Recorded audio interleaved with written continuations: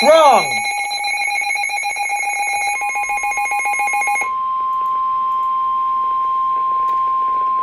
The National Weather Service in Sterling, Virginia has issued a severe thunderstorm warning for West Central Anne Arundel County in central Maryland, southeastern Howard County in central Maryland, northeastern Prince George's County in central Maryland until 2:30 p.m. At 1:40 p.m., a severe thunderstorm was located over Bowie, moving north at 15 miles per hour. Hazard, 60 miles per hour wind gusts. Source, radar indicated. Impact, damaging winds will cause some trees and large branches to fall.